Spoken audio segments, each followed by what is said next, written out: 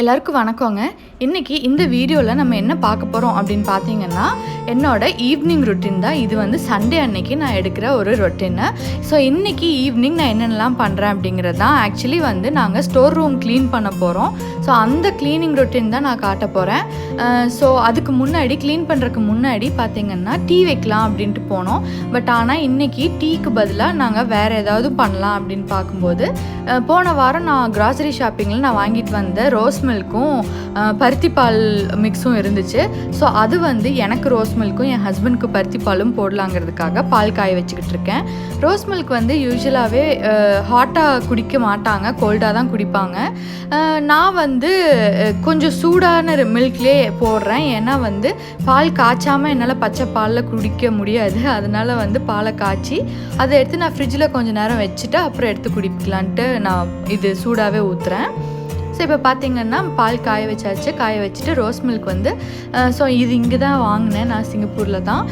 So இந்த rose மில்கில் ஒரு 1 teaspoon பக்கம் நான் போட்டுட்டு சர்க்கரை எதுவும் ஆட் பண்ணல. உங்களுக்கு வேணுன்னா நீங்கள் சர்க்கரை ஆட் பண்ணிக்கலாம். நல்லா கலக்கி மிக்ஸ் பண்ணிவிட்டு நீங்கள் ஃப்ரிட்ஜில் கொஞ்சம் நேரம் அது ஆறுனதுக்கப்புறமா ஃப்ரிட்ஜில் எடுத்து வச்சிங்கன்னா கொஞ்சம் சில்லுன்னு இருக்கும்போது எடுத்து குடிக்கிறதுக்கு நல்லாயிருக்கும். இப்போ எனக்கு ரோஸ் மில்க் எடுத்து ஃப்ரிட்ஜில் வச்சாச்சு. ஸோ இப்போ என் ஹஸ்பண்ட்க்கு வந்து பருத்தி பால் அது வந்து ஹாட்டாக தான் குடிக்கணும். அதனால வந்து நான் பருத்தி பால் வந்து ஹாட்டான பால்லையே வந்து மிக்ஸ் பண்ணுறேன். ஸோ பார்த்திங்கன்னா அதுக்கு 2 டீஸ்பூன் எடுக்கிறேன். ஏன்னா அவங்க சொன்ன மெஷர்மெண்ட்ஸ் அதுதான். 1 கப் பாலுக்கு வந்து 2 டீஸ்பூன் போடுங்கன்னு சொல்லியிருந்தாங்க. ஸோ அதனால் போட்டேன். என் ஹஸ்பண்ட் சொன்னார் ரொம்ப நல்லா இருந்துச்சு, இனிப்பெல்லாம் வந்து நல்லாவே இருந்துச்சு, நம்ம போடணுன்னு அவசியம் இல்லை அப்படின்ட்டு. நானும் வந்து சர்க்கரை எதுவும் போடல. ஸோ இப்போ பார்த்திங்கன்னா அவருக்கும் பருத்தி பால் ரெடி. ஸோ இப்போ எனக்கு வந்து ரோஸ் மில்க் வந்து ஆல்மோஸ்ட் ஒரு 20 மினிட்ஸ் வச்சதுக்கப்புறம் சில்லுன்னு ஆகிடுச்சு. ஸோ இந்த பாட்டிலில் ஊற்றி குடிக்கலான் இருக்கேன். ஏன்னா என்னால் வந்து இன்னும் கப்லலாம் குடிக்க முடியறதில்ல. இன்னும் லிப்ஸ் வந்து எனக்கு அவ்வளோ சரி ஆகலை. இன்னுமே வந்து அது அப்பப்போ வந்துட்டு போயிட்டு இருக்க தான் செய்யுது. ஸோ அதனால் நான் இந்த மாதிரி கிளாஸில் ஊற்றிட்டேன்னா ஸ்ட்ரா போட்டு குடிச்சிக்கலாங்கிறதுனால ஸோ இந்த இதில் ஸ்ட்ரா போட்டு குடிச்சிட்ருக்கேன்.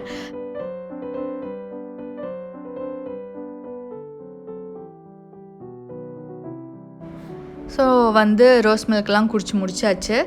ஸோ இப்போது வந்து ரூம் க்ளீன் பண்ணலாம் அப்படிங்கிறதுக்காக ரெடி ஆகிட்டோம்.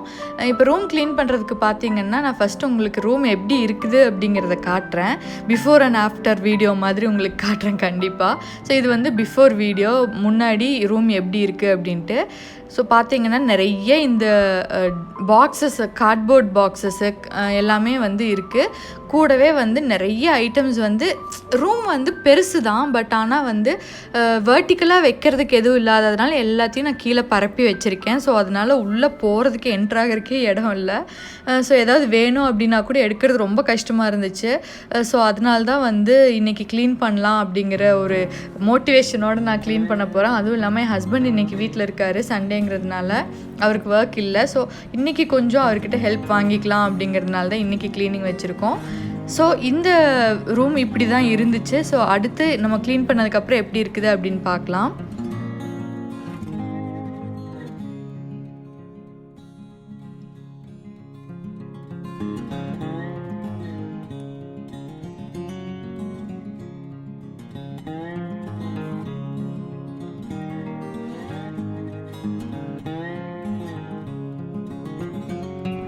ஆக்சுவலி இந்த வீட்டில் வந்து நிறைய ஸ்டோரேஜ் ஸ்பேசஸ் இருக்குது. இப்போ பார்த்திங்கன்னா மேலே அங்கே 4 ட்ராயர்ஸ் மாதிரி இருக்குது.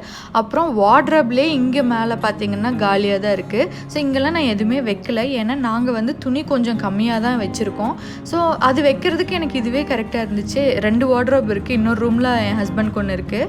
ஸோ இங்கெல்லாம் பார்த்திங்கன்னா அவருதுலேயும் மேலே காலியாக இருக்குது, என்னோடதுலேயும் மேலே காலியாக இருக்குது.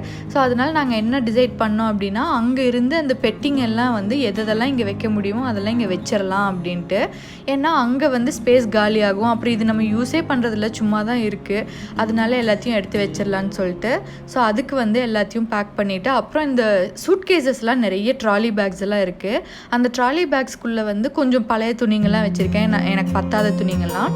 ஸோ அந்த துணிங்களெல்லாம் வந்து நான் ஒரு கவரில் போட்டு அதை வந்து வார்ட்ரோப்குள்ளேயே அடியில் வச்சிடலான்னு சொல்லிட்டு, ஏன்னா இந்த ட்ராலி பேக்கை எல்லாத்தையும் மறுபடியும் மேலே எடுத்து போட்டுடலாம் அப்படிங்கிறதுக்காக. ஸோ எல்லாமே எடுத்து போட்டாச்சு.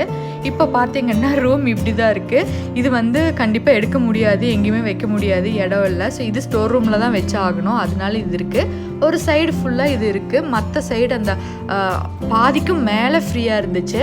ஸோ இவ்வளோ ஸ்பேஸ் ஃப்ரீயாக இருக்கிறதுனால நான் என்ன நினச்சேன் அப்படின்னா, சரி ஓகே, அந்த ட்ரெஸ்ஸிங் டேபிள் வந்து அந்த இன்னொரு குட்டி ரூம்குள்ளே இருக்குது, அதான் என் ஹஸ்பண்ட் இப்போ வந்து ஒர்க் ஸ்பேஸ்க்காக யூஸ் பண்ணிருக்கிறாரு.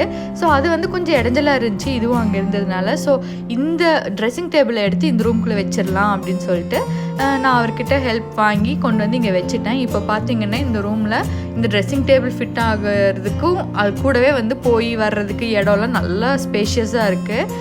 கூடவே பார்த்தீங்கன்னா நமக்கு வேணுங்கிற இந்த அட்டைப்பெட்டிங் எல்லாத்தையும் வச்சுருக்குறோம். ஸோ அந்த அட்டைப்பெட்டிங் எல்லாமும் பற்றிடுச்சு. மற்ற எல்லாத்தையுமே வந்து நாங்கள் வந்து அந்த வார்ட்ரோப் மேலே கீழெல்லாம் வச்சுட்டோம். இப்போ வந்து என் ஹஸ்பண்ட் வந்து ஃபுல்லாக வேக்யூம் போட்டுட்ருக்காரு.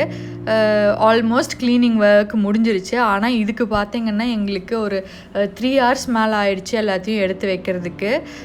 ஈவினிங்காக ஆரம்பிச்சது, இப்போ நைட் ஆகிடுச்சு. பார்த்திங்கனாலே தெரியும். இப்போது ஃபுல்லாக என் ஹஸ்பண்ட் க்ளீன் பண்ணிகிட்டு இருந்ததுனால எல்லாம் அங்கே கலைஞ்சிருக்கு. இன்னும் வந்து நைட் டின்னருக்கு வேலை இருக்குது, பாத்திரம் கழுவுற வேலை இருக்குது.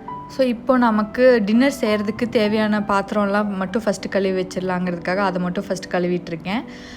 பார்த்திங்கன்னா வந்து நிறைய கழுவுறதுக்கு இருக்குது. ஏன்னா லஞ்ச் செஞ்சு முடித்ததும் பார்த்திங்கன்னா ஒரு பஞ்ச் வந்துடுது. இப்போ ஈவினிங் டீ காஃபி குடித்ததுக்கப்புறம் அதுவும் வந்து சேர்ந்துருச்சு. யூஸ்வலாக வந்து இந்த க்ளீனிங் பண்ணுற டைமில் வந்து நான் இதெல்லாம் க்ளீன் பண்ணியிருப்பேன். பட் இன்றைக்கி க்ளீனிங் பண்ணாலே இது பண்ண முடியல. ஸோ டின்னர் முடிச்சுட்டு தான் பண்ணணும். ஸோ இன்றைக்கி நம்ம டின்னர் என்ன அப்படின்னு பார்த்திங்கன்னா, சப்பாத்தி ஆல்ரெடி இருக்குது, ஃப்ரோசன் சப்பாத்தி. ஸோ அதுக்கு வந்து நான் தக்காளி சட்னி மட்டும் பண்ணலாம் அப்படிங்கிறதுக்காக எல்லா வெங்காயமும் தக்காளியும் எடுத்து வச்சுருக்கேன். இன்றைக்கி பூண்டு கூட இல்லை, ஆல்மோஸ்ட் வந்து எல்லாமே தீந்துடுச்சு. ஸோ நாங்கள் வந்து திருப்பி ஆர்டர் போடணும், இல்லாட்டி கடைக்கு போகணும். ஸோ அது இன்னும் 1 or 2 days போகணும். பூண்டு மட்டும் தீந்துடுச்சு. ஸோ இன்றைக்கி யூஸ்வலாக பூண்டு போடுவோம் இந்த தக்காளி சட்னியில், அதுதான் அந்த டேஸ்ட்டு என்ஹான்ஸ் பண்ணி கொடுக்கும். பட் இன்றைக்கி அது இல்லை. ஸோ தக்காளி, வெங்காயம், அப்புறம் கருவேப்பிலை, பச்சை மிளகாய் எல்லாம் கட் பண்ணியாச்சுங்க. இப்போ தக்காளி சட்னிக்கு வந்து கடாயில் எண்ணெய் ஊற்றி, கொஞ்சம் எண்ணெய் நீங்கள் தாராளமாகவே ஊற்றலாம். எவ்வளோ எண்ணெய் ஊற்றுறீங்களோ அவ்வளோ டேஸ்ட்டாக இருக்கும் இது. அதுக்கப்புறம் வந்து கடுகு போட்டுட்டு கூட வந்து ஜீரகம் இல்லை சோம்பு, உங்களுக்கு எது பிடிச்சிருக்கோ அது போடலாம். யூஸ்வலாக வந்து நாங்கள் சோம்பு போடுவோம். ஸோ சோம்பு போட்டுக்கிறேன். அதுக்கப்புறம் வெங்காயம், கருவேப்பிலை, பச்சை மிளகாயெல்லாம் கட் பண்ணி வச்சுருக்கிறத எடுத்து போட்டு நல்லா வணக்கி அது பொன்னிறமாக வர அளவுக்கு வணக்கி விட்டுருங்க. ஸோ வணக்கினதுக்கு அப்புறமா நீங்கள் தக்காளி கட் பண்ணி வச்சுருக்கிறதையும் எடுத்து ஆட் பண்ணிவிட்டு, நீங்கள் தக்காளி ஒரு 2 வணக்கி விட்டதுக்கப்புறமா நீங்கள் உங்களுக்கு தேவையான ஸ்பைசஸ் ஆட் பண்ணிக்கலாம். தக்காளி சட்னிக்கு யூஸ்வலாக வந்து நிறைய ஆட் பண்ண மாட்டோம். வெறும் உப்பு, மஞ்சத்தூள், மிளகாத்தூள் மட்டும்தான் ஆட் பண்ணுவோம். அதுவும் உங்களுக்கு தேவையான அளவு எவ்வளவோ அவ்வளோ ஆட் பண்ணிக்கோங்க.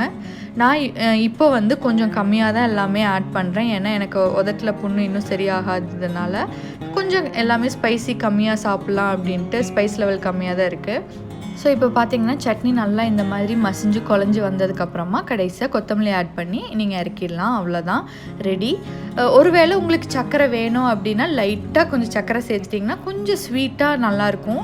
ரொம்ப நிறைய சர்க்கரை சேர்த்துறாதீங்க, ஒரு 1/2 ஸ்பூன் மட்டும் சேர்த்துங்க. இப்போ வந்து சப்பாத்தியும் ரெடி. சப்பாத்தியில் வந்து ஒரு ஆளுக்கு ஒரு முட்டை தோசை மட்டும் ஊற்றினேன். ஸோ பார்த்திங்கன்னா சப்பாத்தி ரெடி. இன்றைக்கி டின்னர் இவ்வளோ தாங்க. இன்றைக்கி நம்மளோட விலாக் உங்களுக்கு பிடிச்சிருக்குன்னு நினைக்கிறேன். இதே மாதிரி இன்னொரு யூஸ்ஃபுல்லான வீடியோவில் உங்களை சந்திக்கிற வரைக்கும் நன்றி, வணக்கம்.